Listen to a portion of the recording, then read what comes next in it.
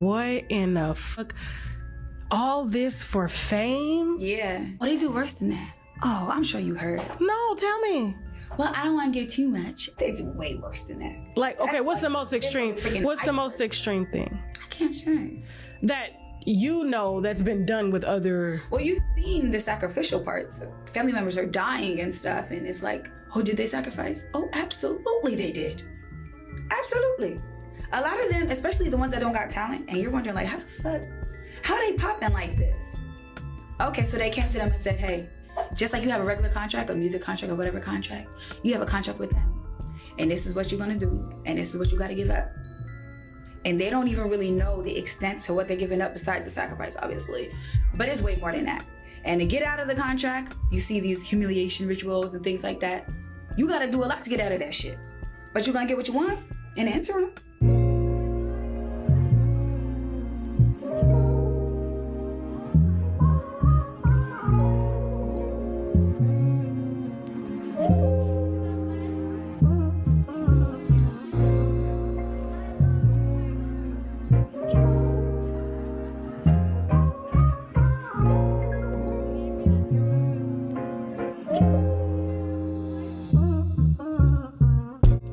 He a big guy in the eyes of many, but to me, he's a peon to the elite slave masters who have been controlling him over 30 years. Like in 1991, one of his events was headlined by Heavy D at the time, right? I don't know why many people don't talk about this, but 9 people were killed and another 29 were injured. That was a ritual to show his allegiance to those elites, and that's how he got in the position that he in. It's crazy because in 2021, a similar incident happened at a Travis Scott event. And at this event, the doorway was like, it was designed in like the image of a demonic mouth that people were walking in. I think his ritual was to top Diddy's because 10 people were killed at his event and many others injured. You know, a lot of these is no more conspiracy theory. Like even when I first started learning about these things, I thought it seemed like it just sound crazy. But now after giving my number out and talking to family members of these celebrities and these elite people, it's like, wow, so they really do this? I learned about Zeus Network is they are demonic. All the contestants' names on this show, even mine, trace back to Greek mythology. I'm an avid reader, so that sparked my interest right there. They changed my name on the show to Pied Piper, which is like some... To what? Pied Piper. What is that? Which is, like a medieval folklore type of thing. And it's about a dude that leads 120 kids to their death. You know, yeah, bro, it's some sick demonic stuff, bro, that they into, and I can't rock with that. And they gave you that name? Yeah, they gave me that name. Like everybody's name on the show traces back to Greek mythology. They got a Greek mythology name, some devilish stuff, bro. Why can't you have your own name? That's what I don't understand. Yeah. That's some crazy shit. I'm not gonna lie. I know they behind the scenes they doing weird stuff. But you think like I don't want to speak on that on camera, but I know behind the scenes they doing some weird stuff. They trying to get me to crash out. They trying to play psych games. They got people following me, watching me. Really? Yeah, just bro. from being on the show? Yeah, bro, definitely. I know for a fact. Reaching out to females that I used to fornicate with and they're telling you like somebody told me, somebody reached out? For sure. And I know 110% fact they had somebody watching me. For sure. Why don't you run on with security? I don't need a security. I got Death Row, Murder Inc., No Limit, Rap a Lot, Rockefeller. Suge had came over with this idea. We need to cut out the middleman. We need to cut out these Jews. We wanted to create our own black-owned distribution company. So nobody knew about the black distribution situation he was setting up for the industry until we had a major hip-hop summit. So why is the music so important? It's no union. If you get sick, your ass out. It's no retirement, man. There's no dinner. Suge is brilliant. If you have a budget, Nori has a budget with Def Jam of $1 million. So now it's $1.1 million. Def Jam cuts $100,000. Very smart. But Nori has to recoup 1.1. No sooner after that summit, he went to New York. Come to find out, Jay-Z was supposed to be the one blew the whistle on the fact that they was having these underground secretive meetings. Rockefeller went on to prosper. We all saw what happened to Death Row. We saw how they attacked Murder Inc. And, they tried to kill me, so. Everybody took a L except Jay.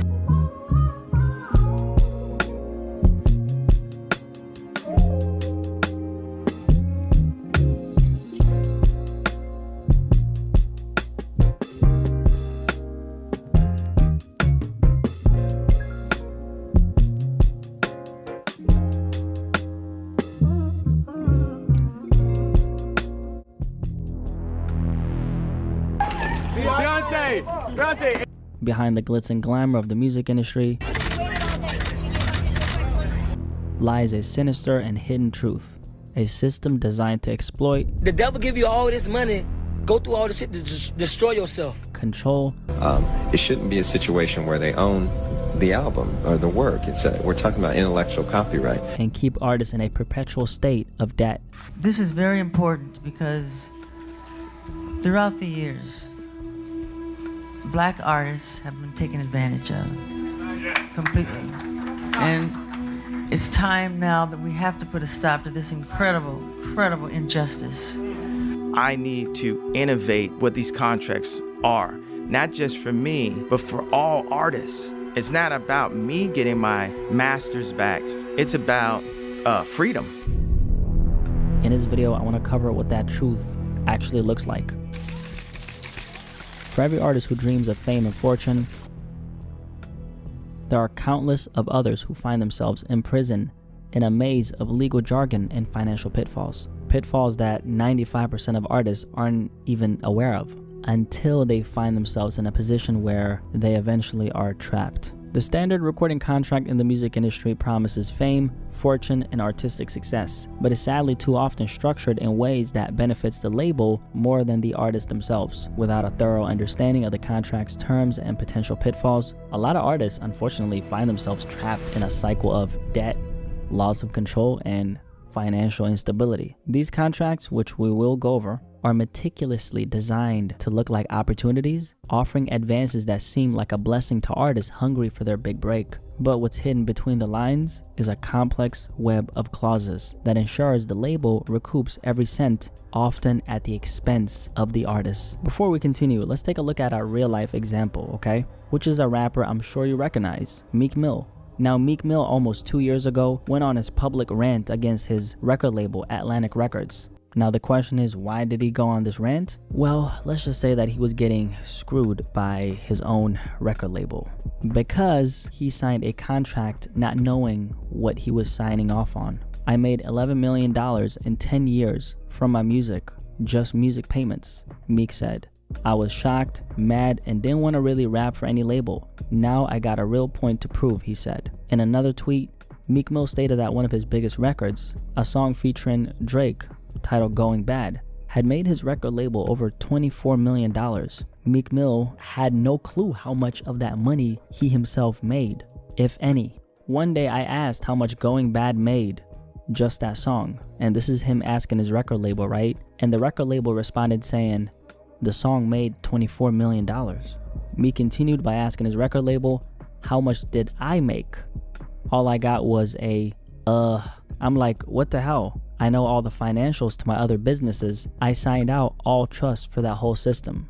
Meek Mill ended that with. This is a rapper most people consider a very big name, and to his defense, Meek Mill is an extremely successful rapper. But, like the majority of artists in the music industry, the lion's share of the revenue from his own work was going into the pockets of the major labels. The language in these contracts that artists sign are very dense. The terms are also convoluted, and by the time an artist realizes the true cost of what they signed, it's often too late. They're locked into deals where their music, their brand, and even their identity is no longer their own. And instead of living this music dream they once had as a child, they're working to pay off debts they didn't fully understand, creating their music not from a place of inspiration but obligation. So this thing they once loved becomes a means to fulfilling a quota. It's a system that's been perfected over decades with the sole purpose of keeping the power firmly in the hands of the record labels while artists struggle to find a way out. And this is the truth. Most artists actually struggle. It may seem glamorous looking from the outside, but one audit of their financials would reveal a whole host of things you wouldn't ever believe. This is something that's far too common, specifically in the hip-hop culture.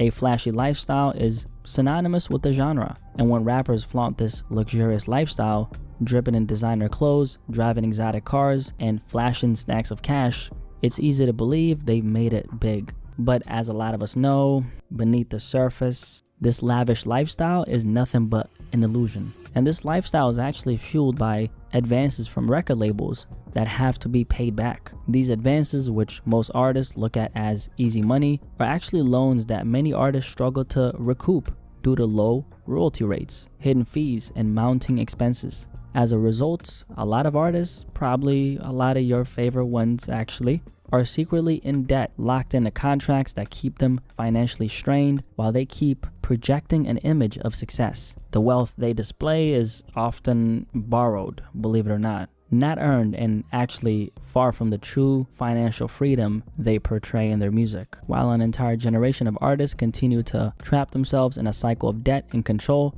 and the industry continues to evolve,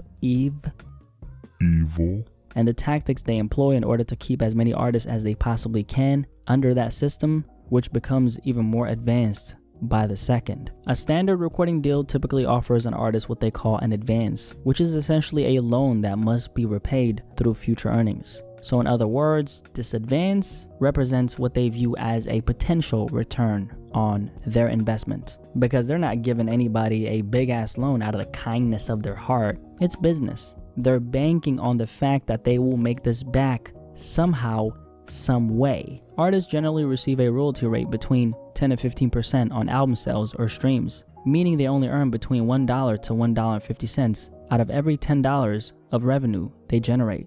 Now the label keeps the rest to recover costs and profits. However, and this is the kicker, these royalties are paid only after the advance is fully recouped, and numerous hidden fees like marketing and production costs are deducted from the artist's share, which honestly, it makes it very, very, very difficult for an artist to see significant earnings from their music. I mean, think about it. You receive this big ass check, okay? It's called an advance, but it's really a loan. And the intended purpose for this money is for this money to be spent and allocated towards your career. Even if you make a bunch of money on that first album, and this is something a lot of artists don't think about, unless the money you made exceeds the amount of money they gave you, you're still gonna be in debt to the record label, because that advance they gave you still needs to be recouped. And so the question is, what happens in a scenario like this? Well, let me tell you what happens. The artist ends up renegotiating their contract, okay, because they now have the leverage to do so. If the percentage in your original contract states that you'll be receiving 13% of revenue your record makes,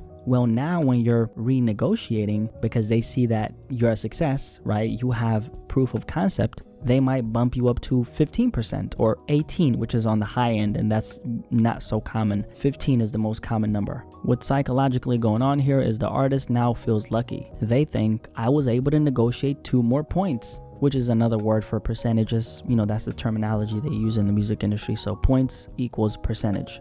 Not only was I able to bump up the percentage I'm gonna make, but now they're offering me another advance. It must be my lucky day. Well, slow down, Padawan. It ain't your lucky day at all. The labels will always be willing to renegotiate with you if they see that you're selling. They will also always be willing to give you another advance. Now the question is, why are they willing to give you another big ass check? Well, let's do the math. If you sign for, let's say, 3 years and 3 albums and they give you $300,000 as an advance, and by the time you get to your second album, you've managed to pay off $250,000 of that advance, which isn't likely for most artists, by the way, because the royalty fee they're giving you is it's just so small. But that's another conversation. By the time you get to your second album, there's still $50,000 for them to recoup. And this is when we get to the renegotiation. They bumped you up to, 15 points, and now they offer you $500,000 as an advance. You take the money and now you're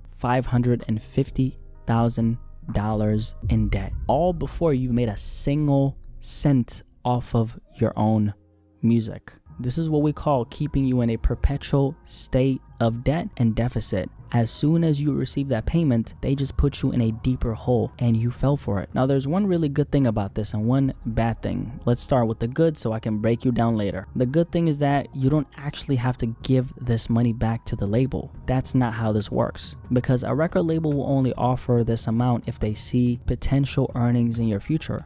And most times the amount they give you is slightly higher than what they expect you to make. So they're the ones taking all the risk. That's the appeal of an advance. You're spending a bunch of money on your music career that is not yours to begin with. You're not the one putting up the dollars. And that's why this business model is so effective. You get a bunch of money with practically no risk on your end. This is, however, when we get to the other side of it. Although you don't have to technically pay that money back, one thing that's generally present in these standard recording contracts the majority of artists sign is this word right here, in perpetuity. What this essentially means is that there's no end date. This is forever. Once the artist signs that contract, they now own all the pieces of music you released under them in perpetuity, i.e. forever. This is why ownership in music is the #1 way to wealth. Wealth that the big corporations who own the music pass on to their grandkids, while the musician who's slaving away in the studio is stuck in a cycle of debt. That's why they'll never be able to escape the cycle. They're not meant to escape it. And that's why I personally think signing to a label in this generation is completely obsolete. You don't need it. 9 times out of 10, the only reason why an artist would want to sign is because of fame. A record label is essentially the engine that propels an artist to fame. They'll put you on all the big billboards and the late night shows. They'll help you plaster your face in different parts of the industry that you yourself as a one-man show can't reach, and there's nothing wrong with wanting this, since everyone wants different things out of their career. If fame is what you aspire to get with your artistry, then signing to a record deal is definitely the right move for you, 100%. However, if you value your freedom as an artist more than the recognition, well, make sure you stay independent in that case. Being an independent artist is more than just a fancy word. It means that you're ready to do whatever it takes to keep being free. There's a price to everything in life. You're either going to have to pay by submitting to the shackles of the music industry, or you're going to have to pay with the discipline and self-reliance needed in order for you to keep the train going. Most human beings in general don't have this kind of drive, which is why the independent artist is becoming so rare. Not everybody is ready to put in the work necessary. The ones who are and stick it out have the potential to really reap the rewards while still maintaining sovereignty. And the ones who don't give up their freedom in exchange for control over their own work.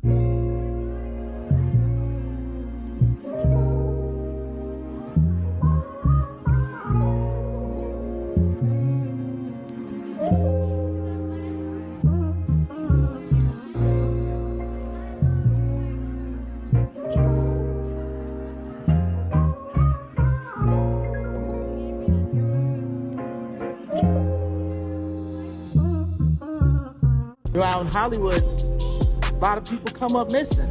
My mom ain't here. My mama was sacrificed. Me too. You understand? Yeah. Michael Jordan. What about him? His dad, right?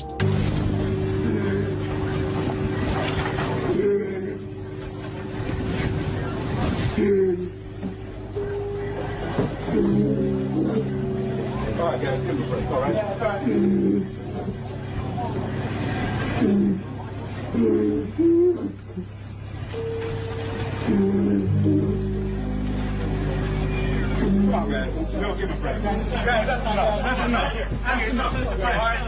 Bill Cosby, his son, right? Dr. Dre, his son. They want to monetize and traumatize. And God loved me.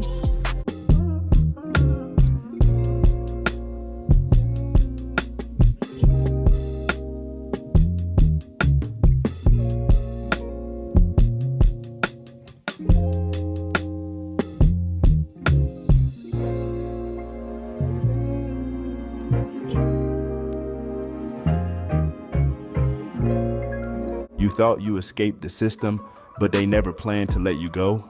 They just put you on a different leash, one made of gold.